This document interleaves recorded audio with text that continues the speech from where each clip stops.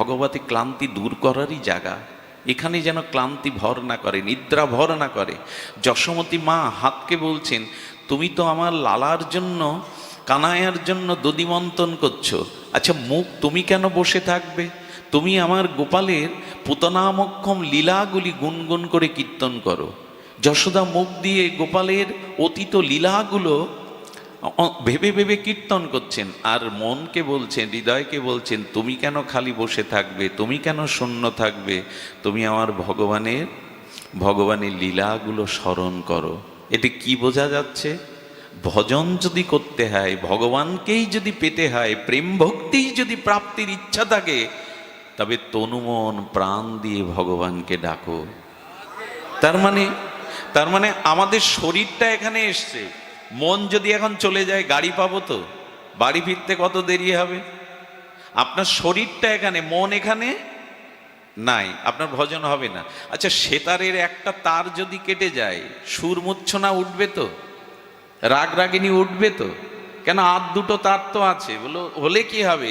একটা তার শিথিল হয়ে গেলে, কেটে গেলে সুরমূর্ছনার ঝংকার উঠবে না। তেমনি ভগবানকে যদি ডাকতে হয়, তনু মন প্রাণ দিয়ে তাকে ডাকো। দেহ দাও, মন দাও, প্রাণটাও দাও, এই তিনটা এক করে যদি ভগবানকে ডাকতে পারো, তখন ভগবান বিগলিত হয়ে তোমার ডাকে সাড়া দেবে। আমাদের শরীর থাকে তো মন থাকে না, মন থাকে তো শরীর সাড়া দেয় না, আর প্রাণ তো দিতেই পারি না তাকে। প্রাণ দিয়েছি সংসারকে। এই জন্য অনুরোধ করব, এই ঐক্য টানে, ত্রয়ী টানে ভগবানকে অনুরাগ দিয়ে ডাকুন। তনুমন প্রাণ দিয়ে ডাকা কেমন জানেন? এই ঘটনাগুলো আমি প্রতিদিন বলতে শুরু করেছি, কেননা হৃদয়ে স্পর্শ করে। নার্সি মেহতা, এই নার্সি মেহতার মেয়ে দেখতে আসবে আজ, আর ছেলেপক্ষ পাত্রপক্ষ বলেছে মেয়ে পছন্দ হলে একেবারেই আমরা পাকা কথা দিয়ে যাব। আচ্ছা নার্সি মেহতা গোবিন্দের ভজন করেন, এই জন্য সংসারে অভাব লেগে থাকে, ভজন করতে বসলে আর সংসারের কথা কিছু মনে থাকে না, কি খাবে মনে থাকে না। প্রেমিক ভক্ত তো, অনুরাগী ভক্ত তো ভজনে ডুব দিয়ে দেয়। আরে তার স্ত্রী বলছে, যাও কারো কাছে একটু টাকা ধার করে মেয়ের জন্য একটা ভালো কাপড় আর অতিথিদের জন্য কিছু আহার্য উপাচার কিছু নিয়ে এসো, অপমান হব কি? মেয়ে তো পার করতে হবে। নার্সি মেহতা ধনীদের কাছে গিয়ে, দোকানদারিদের কাছে গিয়ে বলছেন, আমাকে কিছু ধার দেবেন। গরিব হলে তাকে কিছু কেউ দিতে চায় না।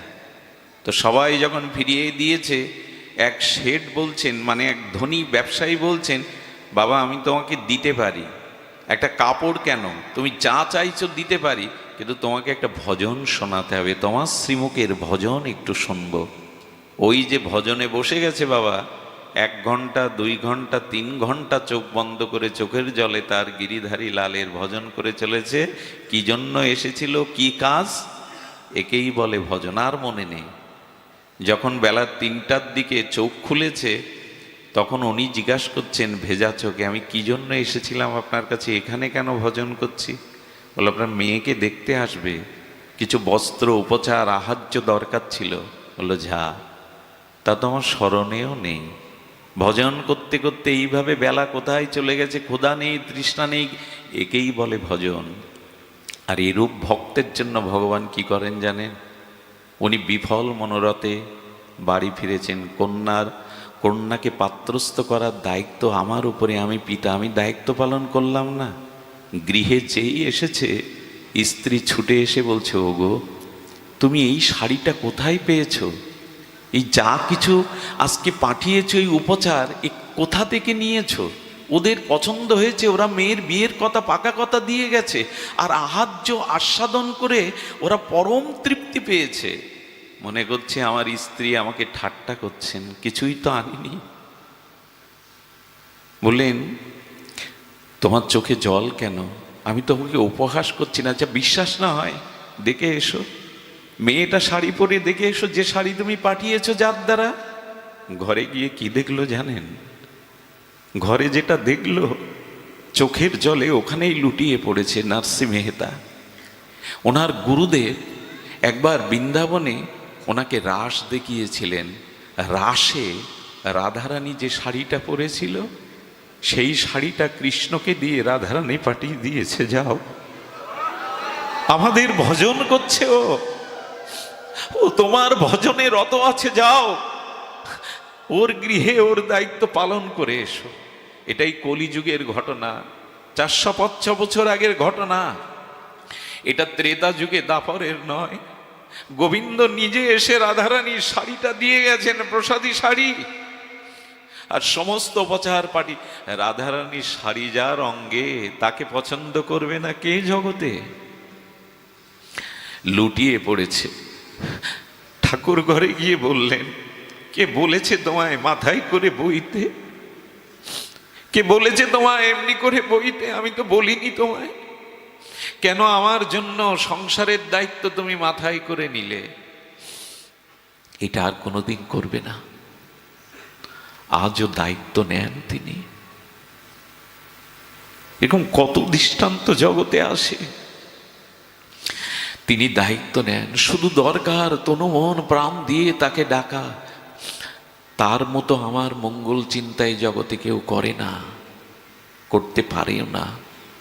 সুধীজন, এই জন্য মা যশোদা হাত দিয়ে গোপালের যখন নবনীত আর মন দিয়ে যখন লীলা স্মরণ করছেন, মুখ দিয়ে যখন তার গুণকীর্তন করছেন, এই গোবিন্দ চিন্তান, এই গোবিন্দ লীলা স্মরণ, এই গোবিন্দের সুরময় সঙ্গীত মূর্ছনায় ভেদ করে আর স্বর্গ ব্রহ্মালোক ভেদ করে, সমস্ত বৈকুণ্ঠ ভেদ করে গোলক বৃন্দাবনে সেই সুর চলে গেছে।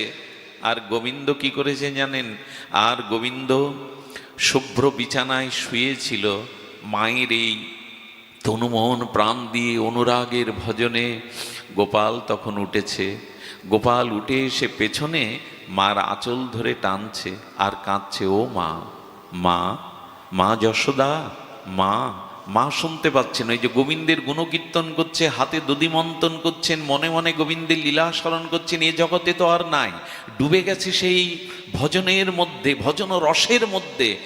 ভগবান পেছন থেকে ডাকতে ডাকতে, ক্ষুধায় কাতর হয়ে কাঁদতে কাঁদতে অশ্রু গড়িয়ে পড়ছে। আর রাত্রে মা যে তার আকর্ণ বিস্মৃত কোমল পত্র স্বরূপ তার যে নয়নে কাজল দিয়েছিল, ওই চোখের জলার কাজল মুছতে মুছতে একটা অদ্ভুত রূপ মাধুর্য শ্রী গোবিন্দের বদনে, লালার বদনে ফুটে উঠেছে। ভগবান কাঁদছে আর আঁচল ধরে টানছেন। সুখদেব গোস্বামী ঝঙ্কার তুলছেন তত্ত্বের, এই দেখো, ভক্ত শুধু ভগবানকে ডাকে না, ভগবানও ভক্তকে ডাকে। এই দেখো জগৎ, যদি তনুমন প্রাণ দিয়ে ভগবানকে ভজন করতে পারো, ডাকতে পারো, তুমি ডাকো না, ভগবানও মাঝে মাঝে তোমায় ডাকে। এই দেখো যশোদার আঁচল ধরে গোপাল ডাকছে তাকে। তবু এদিকে সার নেই, এদিকে চেতনা নেই। কিন্তু সন্তানের ক্রন্দন, মায়ের বুক ফেটে যায়। হঠাৎ করে যশোদা একটু মন্থন ক্রিয়া মন্থর করার পরে দেখে কে যেন কাঁদছে পেছনে দাঁড়িয়ে। দেখছে গোপাল। গোপাল এমনি করে কাঁদছে, কতক্ষণ কাঁদছে, কাজলটা ধুয়ে গেছে চোখের জলে, একটা অদ্ভুতভাবে মুখের সৌন্দর্য ফুটে উঠেছে। গোপালকে কোলে নিলেন, স্তনের দুগ্ধ অমৃত পান করালেন। সুখদেব বলছে, বা কি ভাগ্য যশোদা, কোন সাধনা করেছিলে? আপ্তকাম পুণ্যকাম সরট বিভু ভগবান, আজ তোমার স্তনে ক্ষুধার্ত কাতর হয়ে দুগ্ধ পান করছে। এই আমাদের ভগবান। তাকে যদি চান, এমনি করেই তিনি আপনাকেও পুত্ররূপে ধরা দিতে পারেন। যশোদার মতো প্রেম বাৎসল্য প্রীতি যদি আজও কারো মায়ের হৃদয়ে জাগে, তবে ভগবান সেই বাৎসল্য প্রেমে সাড়া দিয়ে, কেমন সাড়া দেওয়া জানেন? একটু ধ্যান দিয়ে শুনুন, লীলাটি আমার খুব হৃদয়ে স্পর্শ করে। আমাদের গোবর্ধনে, গিরিরাজ গোবর্ধনে, ওখানে শ্রীনাথজির মন্দির। শ্রীনাথজি হলো স্বয়ং প্রকট বিগ্রহ। বৃন্দাবনের কিছু বিগ্রহ কেউ হাতে করে তৈরি বা নির্মাণ করেনি, যেমন গোবিন্দজি, রূপগোস্বামীর গোবিন্দজি নিজে প্রকট হয়েছেন। যেমন মদন মোহন নিজে প্রকট হয়েছেন। যেমন আমাদের গোপীনাথ, মদন মোহন, গোবিন্দজি, রাধারমন, এরা নিজেই প্রকট হয়েছেন, কেউ তাকে প্রকট করেনি, স্বয়ং প্রকট হয়েছেন। তেমন শ্রীনাথজিও গোবর্ধনে নিজে প্রকট হয়েছিলেন। সেই শ্রীনাথজিরে ভজন দিয়ে আনন্দ দিতেন, ভজন করতেন আমাদের ভজন করতেন শ্রী কুম্ভনাথ। এই কুম্ভনাথ ভগবানের অষ্টসখার মধ্যে একজন, মানে ভগবানের সাথে তার সম্পর্ক সখ্য রসের, সখা, বন্ধু, সুহৃদ। তো ভগবানের সাথে খেলতেন, কথা বলতেন, তাকে খাওয়াতেন। কি হয়েছে জানেন? আহা, একটু মন দিয়ে শোনার জন্য অনুরোধ করছি। হঠাৎ একদিন কুম্ভনাথ ভজন করতে করতে দেখে শ্রীনাথজির গাল দিয়ে লালা পড়ছে। লালা গড়িয়ে গড়িয়ে বুকে বিন্দু বিন্দু পড়ছে, লাল গাঢ় লালা। আরে শ্রীনাথজি, আরে লালা, তোমার জিহ্বা দিয়ে মুখ দিয়ে লালা পড়ছে কেন? বলল লোভে। বলে তোমার কি লোভ হয়েছে আমাকে বলো, তুমি বলছো না লালা দেখছি কদিন ধরে লালা পড়ছে। বলে জানো, জানো কুম্ভন, এক মা আসে, এক মা ভাগবত শুনতে শুনতে শুনেছে গোপীরা দধি দুগ্ধ দোহন কালে, ওই দধিটা জমানোর কালে কৃষ্ণের চিন্তা করত, কবে কৃষ্ণ ঘরে এসে এই নবনীত পাবে, এই ননি পাবে। এমনি করতে করতে ওই নিবেদনের প্রসাদ গোবিন্দ পাওয়ার জন্য গোপীদের ঘরে ননি চুরি করতে যেতেন। এই পাঠ শুনে এই সরল মায়ের মনেও হয়েছে আমিও এমনি করে গোপালের জন্য দধি পেতে আর চিকেই টানিয়ে রাখবো, কবে গোপাল আমার ঘরে এসে ননি চুরি করবে। তাই প্রতিদিন কি করে জানেন? দুধটা জাল দিয়ে, শর্করা দিয়ে খুব গাঢ় করে, সর করে, মাখন করে বা ক্ষীর করে একটা মাটির ভাণ্ডে করে এনে প্রতিদিন শ্রীনাথজির মন্দিরের সামনে পদ্মা তুলি দিয়ে বলো, এই দেখো গোপাল, এই দেখো তোমার জন্য কত মধুর, কত আস্বাদ্য ক্ষীর মাখন করে এনেছি, আর এটা ঘরে ছিকিয়ে টানিয়ে রাখবো, তুমি কিন্তু আমার ঘরে যাবে। এইভাবে লোভ দেখিয়ে যায় ও প্রতিদিন। আহা, কি ভজন দেখুন। বলি এইখানে দেব না, আমার ঘরে গিয়েই পেতে হবে তোমায়। এই সরলতাই ভগবান পাওয়ার উপায়। আর সেই লোভে লোভে ভগবানের জিহ্বা দিয়ে লালা পড়ে গো মা। লক্ষ্মী দেবী যার চরণ সেবা করে তৃপ্ত হন না, অন্নপূর্ণা যাকে সেবার জন্য ব্যাকুল হয়ে থাকেন, প্রার্থনা করেন, তার কোনো জিনিসে লোভ হয় তো? বললো লোভটা মাখনের প্রতি না ভগবানের, লোভটা দ্রব্যের প্রতি না। ওই দ্রব্যের মধ্যে ভক্ত যে ভক্তি মিশিয়ে দিয়েছে, ওই ভক্তির প্রতি গোবিন্দের লোভ। ভগবানের কোনো বস্তুর প্রতি লোভ নয়। অনন্ত বিশ্ব ব্রহ্মাণ্ডের কুলমালিক, অনন্ত মাধুর্যময়, ঐশ্বর্যময় ভগবানকে কি দিয়ে লোভ দেখাবেন? তবে লোভ তার একটা আছে, ভক্তের ভক্তিতে, ভক্তের প্রেমে, এতেই তার লোভ জাগে। তিনি কি করেছেন? ওই লোভে কুম্ভনাথজিকে বলছেন, কুম্ভন, আমাকে ওই মায়ের ঘরে আজ রাতে নিয়ে যেতে হবে, আমি ননি চুরি করতে যাব। আহা, কুম্ভনাথ বললেন, যা তোমার ইচ্ছা, তুমি চুরি করে খাওয়া তোমার। বলে দেখো, 5000 বছর আগে এই চুরিটা করার অভ্যাস ছিল, মধ্যে 5000 বছর এই চুরি তো করিনি, এখন আমার অভ্যাস কমে গেছে, তোমাকে আমার সাথে যেতে হবে। ভগবান লীলা করেন কার সাথে? ভক্তেরই সাথে। যাত্রার সাথে খেলা যায়? সহপাঠী না হলে, সমপর্যায়ে না হলে, খেলানো না হলে খেলা যায় যাত্রার সাথে? খেলা যায় না। সুধীজন, যাত্রার সাথে খেলা নেয় না। ভগবান তার প্রেমের খেলা, লীলা খেলাটি খেলেন তার শুদ্ধ ভক্তের সাথে। বলে কুম্ভন, আজ তোমাকে আমার সাথে যেতে হবে চুরি করতে। চুরি করাটা অনেকদিন করিনি তো, একটা অভ্যাস। নাই, প্রদীপে তেল আছে? না থাকে থাক। বলছেন কুম্ভন আমার, বলে কখন যাব? তুমি তো মন্দির থেকে নেমে গেলে সবাই তোমায় দেখতে পাবে, বুঝতে পারবে। থাক না, ওই এমনি করেই থাক দাদা, এমনি করে থাক। ভাগবত কথার প্রদীপ জ্বলছে, অন্য প্রদীপের দরকার নেই। এটাই জ্ঞান প্রদীপ, ভাগবতই জ্ঞানের প্রদীপ, জ্বলুক। আর প্রদীপ কখনো কোনো পুরুষ মানুষ ফু দিয়ে যেন নিভাবেন না, খবরদার। এতে এত বড় অপরাধ হয় না, তাকে 100 জন্ম পরে হলেও ভিখারি হতে হবে, কাঙাল হতে হবে। প্রদীপ কখনো ফু দিয়ে কেউ নিভাবেন না। বিশেষ করে অনেকেই আছে ফু দিয়ে নেবান। সুধীবৃন্দ, যাই হোক, আমরা শ্রবণ করি। কুম্ভনাথকে বলছেন, তোমার বুদ্ধি নাই মাথায়? আরে যখন আমাকে শয়নে দেবে, সেবকরা সব বিশ্রামে যাবে, দর্শনার্থীরা সব ফিরে যাবে, সেই সময় তুমি পেছনের দরজা খুলে অপেক্ষা করবে, আমি তোমার কাঁধে উঠেই যাব। আহা, কি করেছেন? শয়নে দিয়েছেন। সেবকরা সব আচার্যরা ঘুমাতে গেছেন। এই সময় পেছনের দরজা খুলে কুম্ভনাথ দাঁড়িয়েছেন। কুম্ভনাথের বয়স তখন অনেক। আর গোপাল শ্রীনাথজি মন্দির থেকে বেরিয়ে বলছে, দেখো আমি হেঁটে যেতে পারবো না, তোমার কাঁধেই উঠবো। কে না চায় তাকে কাঁধে নিতে। কাঁধে উঠে গেছেন। কাঁধে উঠে যখন চরণ দোখানা বুকে জড়িয়ে ধরেছে কুম্ভনাথ, বলে তোমার চরণ এত শীতল, এত এত হৃদয়ে আনন্দ দেয়। তবে চলো। কুম্ভনাথকে নিয়ে গোবিন্দ সতর্পণে দরজা খুলেছে। আর গোপী ভাবতে ভাবতে চোখের জলে ঘুমিয়ে পড়েছে। আজ আসবে না গোপাল, আর কত প্রতীক্ষা করবে? তোমার জন্যই তো ছিকেতে সাজিয়ে রেখেছি মাখন। ওই ভাবতে ভাবতে দেখুন, ঘুমাবার সময় একটু ভগবত চিন্তা করে ঘুমাবেন, দেখবেন স্বপ্নটা ভগবানেরই আসবে। আর যদি সংসার চিন্তা করতে করতে ঘুমান, তাহলে ওই যে স্বপ্নগুলো অশুভ স্বপ্ন, ওগুলো আক্রান্ত করবে। নিয়ম আছে, প্রভাতে উঠেই আগে আমাদের গৌর গৌর গৌর গৌর গৌর গৌর গৌর হে, হ্যাঁ, আমাদের প্রথমেই গৌর নামটি, কৃষ্ণ নামটি ঘুমের থেকে উঠেই নিতে হয়। স্ত্রী পুত্রের নাম না, ভগবানের নাম। চোখ খুলেই আগে শয়ন মন্দিরে ভগবানের কোনো পট থাকলে ওটা আগে দেখে তবে অন্যকে দেখতে হয়। আর ঘুমাবার সময় রাধারানীর চরণ চিন্তাটা করতে করতে ঘুমাতে হয়। যদি ঘুম না ভাঙে, ওই শেষ চরণ চিন্তায় আপনাকে রাধারানীর চরণ পাইয়ে দেবে। আচ্ছা, এটুকু তো পারি আমরা। আর এখন হয়েছে রাধারানীর চিন্তা, এখন নেট নিয়ে ঘুমায়। কৃষ্ণ বাঁশি নিয়ে ঘুমাতো, এখন আমরা বুকে পিঠে মোবাইল নিয়ে ঘুমাই। আমাদের আর ওই চিন্তা হয়েছে।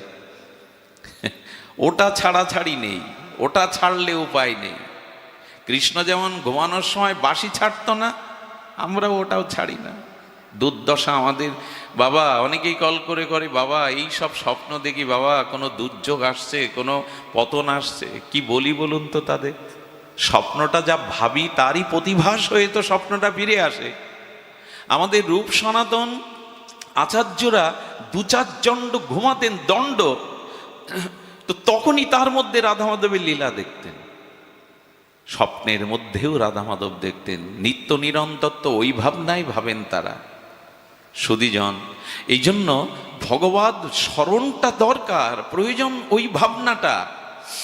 কুম্ভনাথকে নিয়ে ঘরে গিয়ে বলছে, দোনো এখন তো আমার সখা নেই, তুমি সখা, আমি তোমার কাঁধে উঠে ওই শিকেটা ধরবো। কাঁধে উঠে শিকে ধরেছে। শিকে ধরে কি করছে জানেন? মাখনগুলো, এতদিনের প্রেমের নিবেদন, ভক্তির নিবেদন, মাখনগুলো নিজ হাতে করে খাচ্ছেন। কুম্ভনাথ তখন বলছেন, এই সুযোগ আর জীবনে পাবো কিনা জানি না। বলে, নৌকা নাই, বন্ধু বলো তো, বন্ধুকে ভাগ দিতে হয় না? তখন মুঠো করে ওর দিকে দিতে গেছে। বলে, ওভাবে না, তুমি যেটা পাচ্ছ না, ওইটা অধরামৃত, একটু ফেলে দাও নিচে, ওইটুকু পাওয়ার আশাই তো আছি।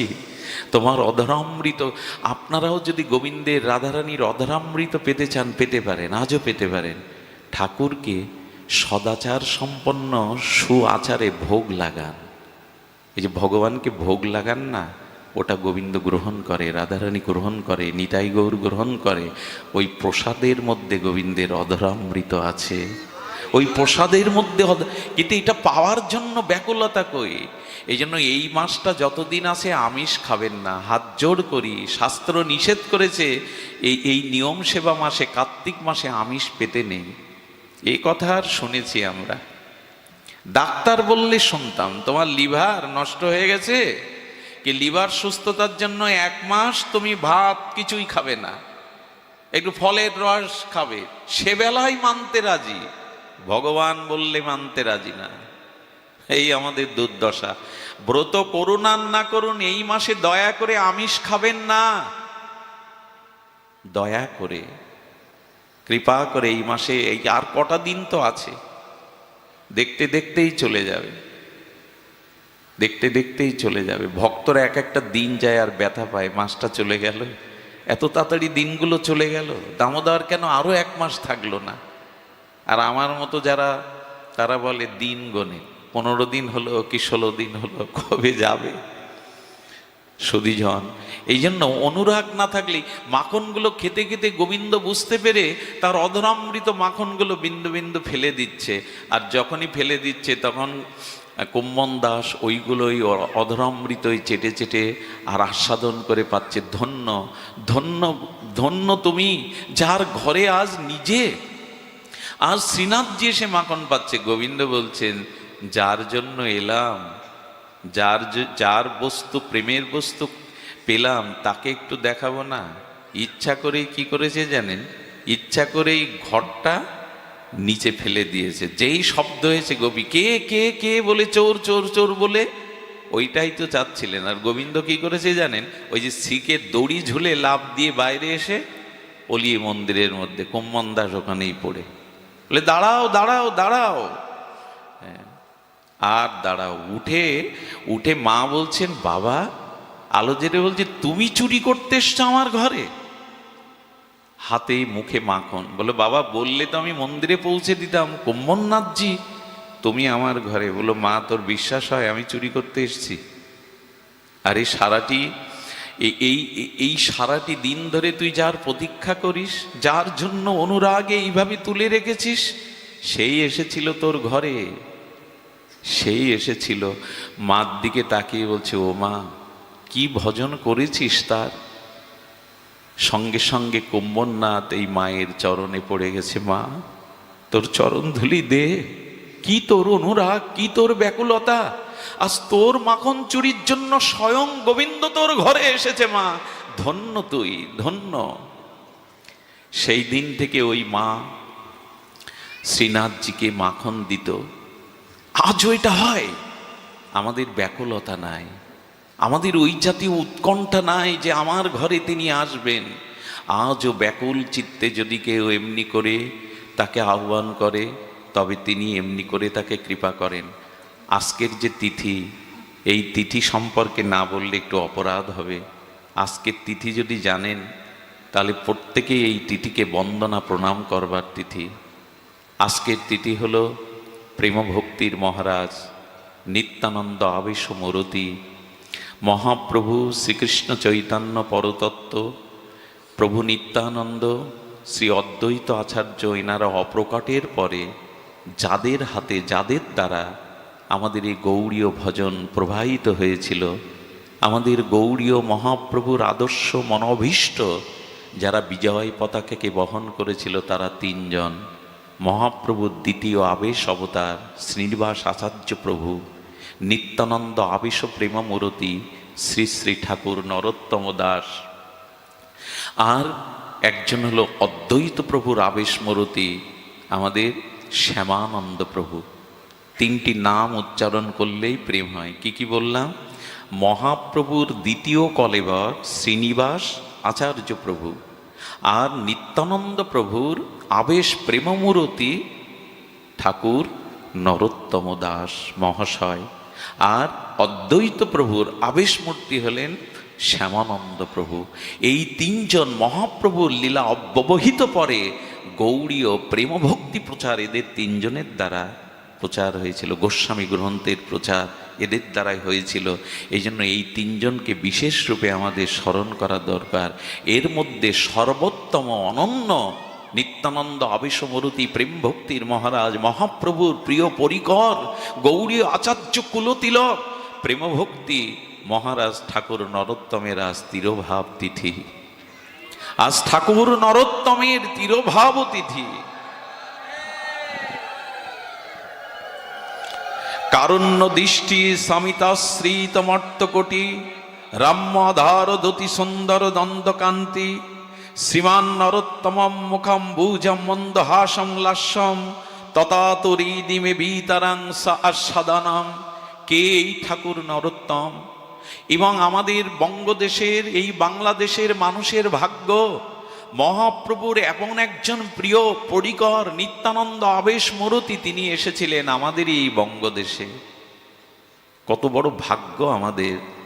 আজকে সারা বিশ্বের গৌড়ীয় বৈষ্ণব তাকিয়ে আছে আমাদের এই বঙ্গদেশের দিকে। কোথায় জানেন? প্রেমতলিতে।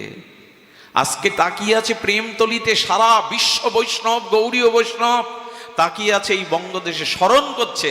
আজ রাধাকুণ্ডে বসে বাবাজি মহারাজরা আমাদের খেতুরের চিন্তা করছেন।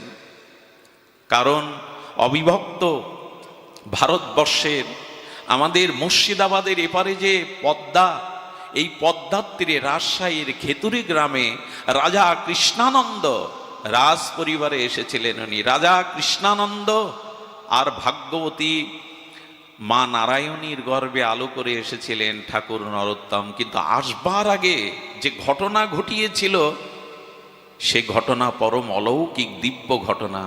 আপনারা জানেন, মহাপ্রভু একবার রামকেলিতে এসেছিলেন। এই রামকেলিতে এসে উনি গঙ্গার অববাহিকা পথ ধরে এসেছিলেন আমাদের পদ্মায়। আর পদ্মায় এসে রাজশাহীর পদ্মার ওপারে দাঁড়িয়ে প্রিয় ভক্তগণকে সঙ্গে নিয়ে মহাপ্রভু ভাবাবেশে আর ওপারের দিকে দু ভুজ উত্তোলন করে আজানুলম্বিত বাহু উত্তোলন করে ডাকছে নরু নরু নরোত্তম নরোত্তম নরু নরোত্তম। প্রভু ব্যাকুল হয়ে ডাকছেন কাকে? ভক্তরা বলছে ভক্তদের মধ্যে তো নরু বলে কারো নাম নাই, নরোত্তম কি তবে কৃষ্ণের আরেকটি নাম? প্রভু কৃষ্ণকেই ডাকছেন ব্যাকুল হয়ে? না, কৃষ্ণকে ডাকছে না। নরোত্তম তখনও জগতে আবির্ভূত হয়নি, আসেনি। আসার আগে প্রভু, কত বড় ভাগ্যবান গো, আসার আগে প্রভু দুবাহু আজানুলম্বিত ভুজ বাড়িয়ে ব্যাকুল হয়ে ডাকছে নরু নরু নরোত্তম নরোত্তম বলে ডাকছে। ভক্তরা ব্যাকুল হয়েছে। মহাপ্রভু কি করলেন? ডাকতে ডাকতেই পদ্মার বুকে তিনি নেমে পড়লেন। নাভি সমান জলে প্রভু পদ্মার বুকে দাঁড়িয়ে প্রভুর প্রেম নয়ন থেকে বিন্দু বিন্দু প্রেমাশ্রু খরিত হচ্ছে। প্রভু কাঁদছেন কেন? পদ্মার বুকে দাঁড়িয়ে কেন কাঁদছেন জানেন? হে পদ্মা, আমার এই চোখের জল নয়, আমার হৃদয়ের জমানো যত প্রেম ভক্তি আর চোখের জলে বিগলিত করে আমি তোমার কাছে দিচ্ছি। আমার মহাপ্রভুর প্রেম দান দেখুন, যে এখনো জগতে আবির্ভূত হয়নি, আসেনি, তার জন্য ব্যাকুল হয়ে ডাকছেন চৈতন্য প্রভু। এবং বলছেন লীলাচলে যেতে যেতে নিত্যানন্দের প্রেমস্রোত যে প্রেম আমি হৃদয়ে ধারণ করে রেখেছি, আমি সেই জমাট বাঁধা প্রেমকে চোখের জলে বিগলিত করে পদ্মা তোমার কাছে দিয়ে যাচ্ছি।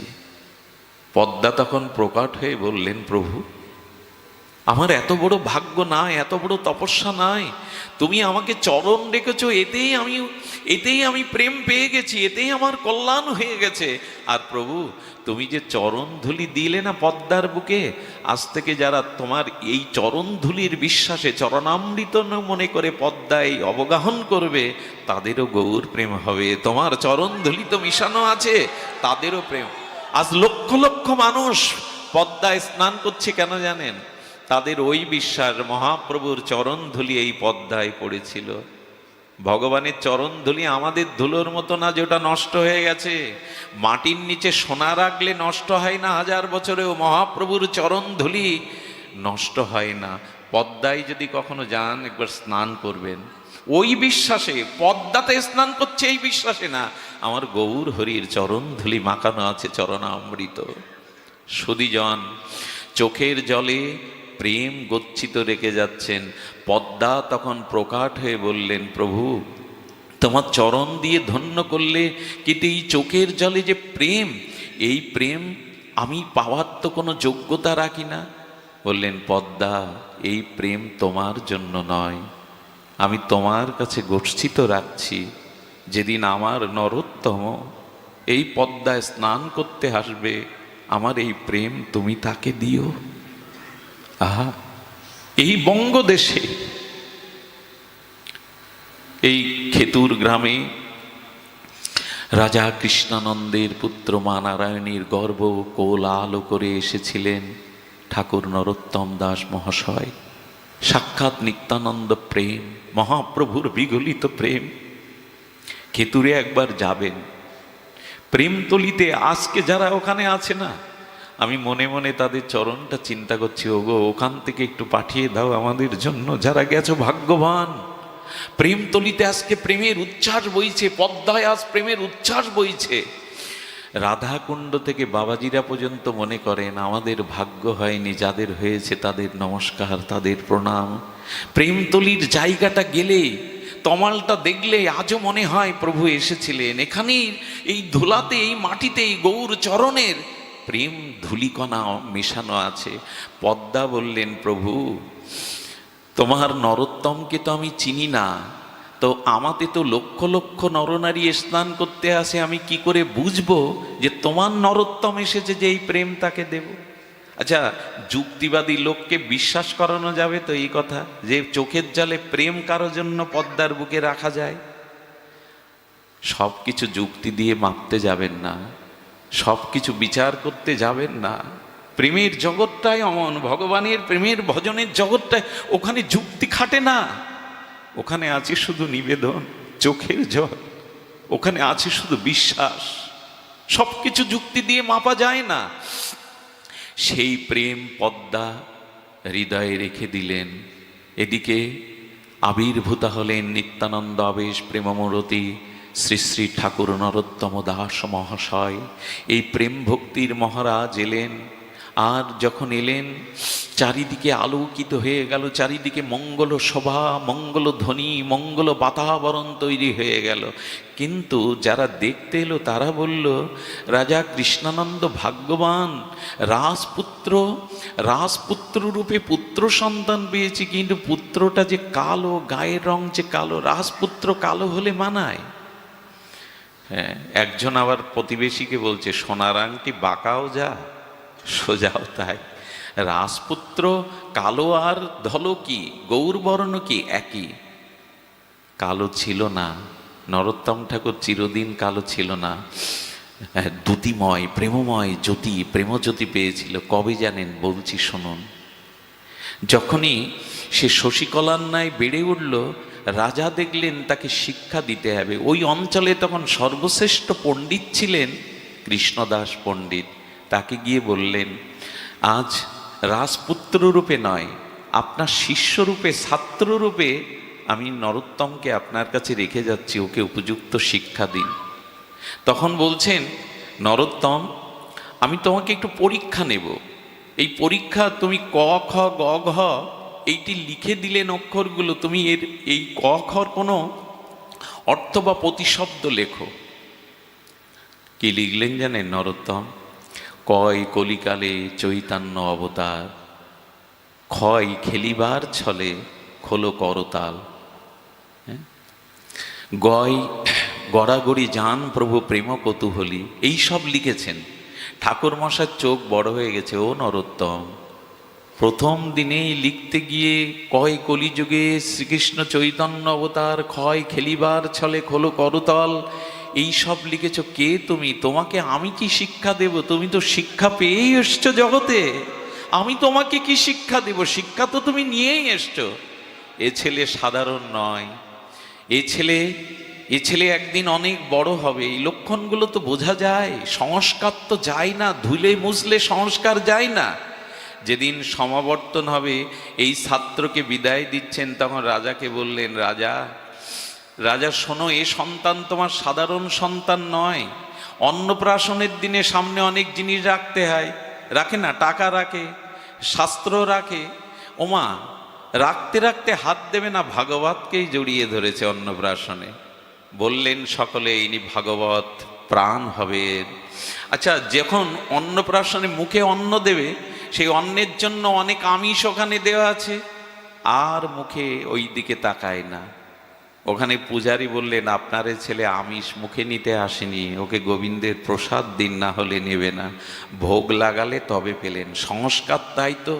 এই যে যারা ভাগবত শুনতে আসেন না, যারা একটু তিলকমালা নিয়েছেন, যারা একটু অর্ধেক ভগবানের ভজন সাধন করেন, এটা আপনাদের এক জন্মের ভাগ্য না, এক জন্মের সৌভাগ্যে পথে আসা যায় না। একমাত্র এক জন্মের সৌভাগ্যে ভগবানের রুচি হয় না, নামে রুচি হয় না, হরিকথাতে অভিরুচি হয় না। বহু নাম জন্ম নামান্তে জ্ঞানবানাং প্রপদ্যতে বাসুদেব সর্বমিতি সমহাত্মা সুদুর্লভ। অনন্ত জন্মে সুকৃতি সৌভাগ্য না থাকলে পথে আসা যায় না, সদ্গুরুদেবের চরণাশ্রয় করা যায় না, ভগবত ভজনে রুচি আসে না। অনেক জন্মের সৌভাগ্য। সুধীজন, এই জন্য এমনি করে বেড়ে উঠল। শিক্ষক বললেন, এই পদ্মাতে একবার যেও নরোত্তম।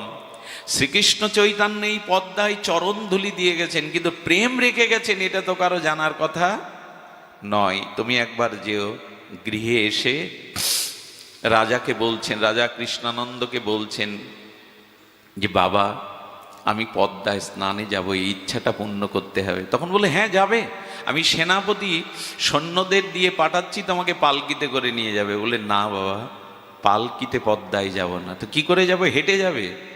বললেন না, হেঁটেও যাব না। বলি হেঁটে যাবে না, পালকিতে যাবে না, তো কিভাবে যাবে? কি বলল জানেন? বাবা যে মাটিতে আমার গৌর হরি চরণ চিহ্ন রেখেছেন, সে মাটিতে আমি গড়াগড়ি দিতে দিতে যাব পদ্মায়। যদি অঙ্গে ওই ধুলা আমাকে প্রেম হয়, আমি ধুলাতে লুটা চড়তে যে। কৃষ্ণানন্দ বলছেন এইভাবে কেউ যায়? বলল বাবা এইভাবেই যেতে দিতে হবে, আমার এই ইচ্ছা পূর্ণ করতে হবে। সুধীজন উনি পেছনে সেনা পাঠালেন, সেনাপতিদের পাঠালেন, যাও ছেলেটা পদ্মায় যাচ্ছে, উন্মত্ত পদ্মায়, ওর দিকে লক্ষ্য রেখো। যখন পদ্মার তীরে গেছে, পদ্মার তীরে গিয়ে চোখে জল এসে গেছে। এইখানেই দাঁড়িয়েছিলে তুমি, এখানেই আমাকে ডেকেছিলে, হে পদ্মা, তোমাতে আমার প্রভুর চরণ ধুলি মাখানো আছে। একটা কথা বলি, জলে নামবার আগে আগে পাটা দিবেন না। জলে নামবার আগে না, ওই জলে কত মহাপুরুষ হয়তো স্নান করেছেন, জলটাকে মাথায় দিয়ে নামবেন জলে। এটা এখনো পুরনো দিনের মানুষরা করে। আমাদের বর্তমান প্রজন্মের ছেলে মেয়েকে আমরা এইসব শিক্ষা দিতে পারিনি। কিন্তু জলে বা নদীতে তীর্থে কোথাও স্নান করতে গেলে আগে বন্দনা করে নিয়ে প্রণাম করে মাথায় একটু জল দিয়ে তবে নামতে হয়, এটাই নিয়ম। তো উনি বন্দনা করছেন, জল মাথায় দিলেন, দিয়ে যখন নেমেছেন, এই নামার সাথে সাথে কি বলেছিল? পদ্মা জিজ্ঞাসা করেছিল, হাজার হাজার নরনারী আসে, তোমার নরোত্তম এসেছে, বুঝবো কি করে যে এই প্রেম তাকে দেব? মহাপ্রভু বলেছিলেন, যাহার পরশে তুমি অধিক উচ্ছলিবা, নরোত্তম জানি তাকে এই প্রেম তুমি দিবা। যেদিন যার স্পর্শে তোমার অধিক তরঙ্গ উঠবে, উচ্ছ্বসিত তরঙ্গ উঠবে, জানবে এই নরোত্তম। যেই নরোত্তম পদ্মায় নেমেছে, নরোত্তমের প্রেমের ছোঁয়া পেয়ে পদ্মা উচ্ছ্বসিত তরঙ্গে জল বাড়তে লাগলো। আর সেই জল বাড়তে বাড়তে পদ্মার বুকেই কিড়ে নিল নরোত্তমকে। ধন পেলে কেউ আর দূরে রাখে, পদ্মা কেড়ে নিয়ে ডুবিয়ে দিল। বাইরে তো সবাই চিন্তা করছে কোথায় গেল, রাজ ছেলে ভেসে গেল, প্রমত্ত পদ্মার স্রোতে ভেসে গেল। সঙ্গে সঙ্গে নিচে গিয়ে দেখে ওখানে মা পদ্মা দেবী বসে আছেন। মা তুমি? বলে হ্যাঁ, এখানে তোমার চরণ জল শুধু নাই, এখানে তোমার জন্য গৌর সুন্দর প্রেম রেখে গেছে, সেটাই আমি লুকিয়ে রেখেছি, তোমায় দেব বলে, নাও এই প্রেম নাও। সেই প্রেম পেয়ে নরোত্তম যখন উঠলেন, ওই যে গায়ের রং কালো ছিল না, প্রেম পেয়ে কয়লাটা আগুনের মধ্যে দিলে, আগুনের মধ্যে রাখলে কি হয়? রং কালো থাকে না। সোনা গলালে যেমন উজ্জ্বল ও কান্তি হয়, ওই কাঁচা গলা সোনানোর মতো উজ্জ্বল রং হয়। কালো কোথায় গেল ব্যাখ্যা আমরা করতে পারবো না। তেমনি প্রেম পেয়ে নরোত্তম গৌর বরণ হয়ে গেল, দুবাহু বাড়িয়ে দিল, প্রেমে উন্মত্ত হয়ে হা গৌর চোখের জলে। প্রেম যারা পায় তাদের কিছু লক্ষণ আছে। ওই প্রেমে উন্মত্ত হয়ে ওপরে উঠল। যখন বাড়ি এলো গৌর গৌর গৌর বলতে বলতে, এসেই ব্রজে যাব এই চিন্তা। রাজার চোখে জল এলো, রাজপুত্র হয়েও বুঝি এই ছেলেকে আমি আর ঘরে রাখতে। একদিন রাতের অন্ধকারে সব ঐশ্বর্য ছেড়ে ব্রজের পথে খালি পায়ে গেল। 3 দিন মুখে কিছু দেয়নি, অজ্ঞান হয়ে পড়ে গেছে গৌর বলতে বলতে। মহাপ্রভু ব্রাহ্মণের রূপ ধরে এসে কোলে তুলে নিয়েছেন নরোত্তমকে। যখন জ্ঞান ফিরল, বলে কে আপনি? বলে আমি এই গ্রামের একজন ব্রাহ্মণ। তুমি পড়েছিলে বৃন্দাবনে যাবে না? বললেন আমি বৃন্দাবনে যাব, আপনি জানলেন কি করে? বললেন তোমার চোখ মুখ দেখে বুঝতে পারছি তুমি ব্রজের পথে চলেছ, তবে এই দুধটা পেয়ে নাও। না আমি পাবো না, ব্রজে না। বলে পেয়ে নাও, বৃন্দাবনে যারা যাবেন তারা এরকম ব্যাকুলতা নিয়ে যেতে হবে। সুধীজন দুধটা পাওয়ালেন, দুধ পেয়ে বললেন আমি রাজার ছেলে, অনেক দুধ পান করেছি, এমন মধুর আস্বাদন তো পাইনি কোনোদিন। আসলে মহাপ্রভু এই দুধটা তাকে, যে তার পথে ওঠে সহযোগিতা তিনিই করেন। যেতে যেতে স্বপ্নতে রূপ সনাতন দেখা দিলেন। ও নরোত্তম, যে তোমাকে দুধ খাইয়েছে উনি সাধারণ কেহ না, ও কে জানো? মহাপ্রভুই তোমাকে ব্রাহ্মণ বেশে দুধ খাইয়ে গেছে, যাও বৃন্দাবনে। এই বৃন্দাবনে গিয়ে জীব গোস্বামীর চরণে পড়লেন, আমাকে দীক্ষা দিন, আমাকে আশ্রয় দিন। জীব গোস্বামী বললেন, আমি জেনেছি রূপ সনাতন তোমায় কৃপা করেছে, আমি জেনেছি চৈতন্য প্রভু তোমাকে দুধ খাইয়েছে, আমি তোমার যোগ্য গুরু নই। যদি যোগ্য তোমার কোনো গুরু থাকে তবে রূপ সনাতনের সমকক্ষ যাও, সেই বিরক্তি প্রধান, আর তুমি চলে যাও। চলে যাও কার কাছে? ওনার গুরুদেবকে, লোকনাথ গোস্বামী। খবরদার লোকনাথ বাবা ভেবে বসবেন না। লোকনাথ বাবা হলো আমাদের বারুদির লোকনাথ মহাযোগী বাবা, আর ইনি হলেন লোকনাথ গোস্বামী। লোকনাথ গোস্বামী বিরক্তি প্রধান, ওই সেই ঝাড়ের মধ্যে থাকে, তার রাধা বিনোদকে নিয়ে কাউকে শিষ্য করবে না, কাউকে দীক্ষা দেবে না, ফিরিয়ে দিলেন, আমি কাউকে শিষ্য করব না, শিষ্য করলে তাকে উদ্ধার করতে হয়। উনি নিজেই রাধা বিনোদের সেবায় ঝাড়ির মধ্যে ঘর বাঁধিনি, কুটিয়া বাঁধিনি, মাদু করে করে যা পায়, আর ওই ঝাড়ির মধ্যে রাধা বিনোদকে রেখে রাত দিন রাধারানীর চরণ চিন্তা করে। নরোত্তম রাজার ছেলে। আচ্ছা, আমার কাছে যদি কোনো রাজপুত্র দীক্ষা নিতে আসতো, ফিরাতাম তাকে? রাজার ছেলে দীক্ষা নিতে আসছে, কিন্তু এদের স্বভাব দেখুন, এরা ওইভাবে দীক্ষা দেয় না। সুধীবৃন্দ, নরোত্তম ঠাকুর যে কাজ করেছিলেন আপনাদের জানা।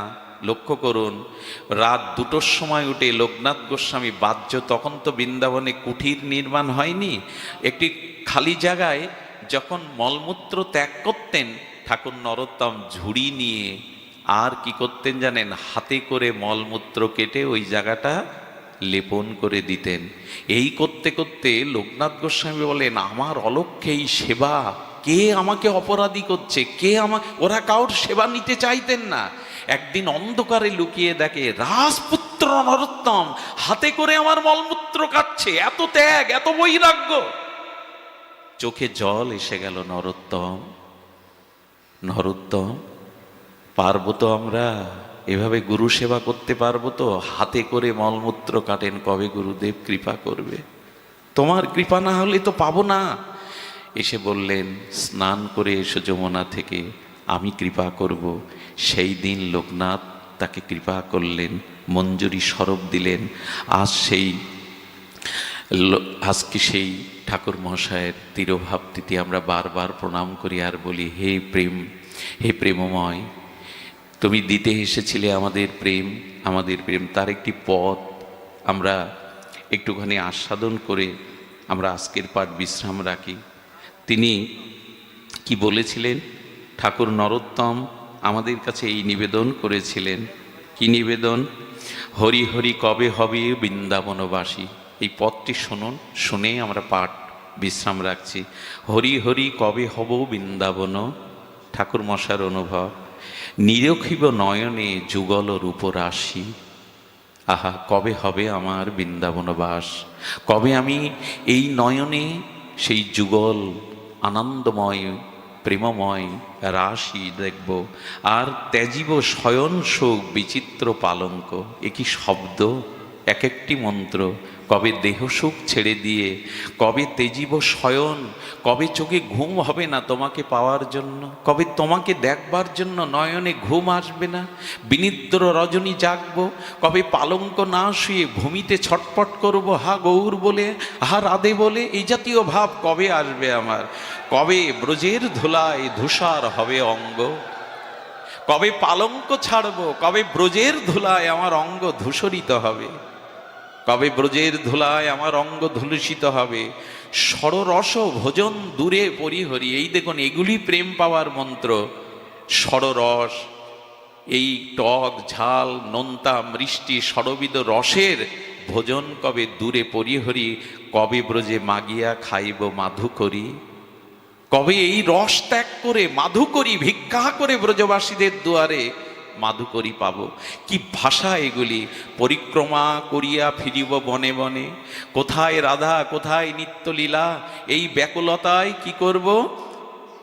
পরিক্রমা করিব ফিরি বনে বনে। কবে বৃন্দাবনের দ্বাদশ কানন, কবে যমুনা পুলিনে ব্যাকুল হয়ে কোথায় তোমাদের নিত্যলীলা।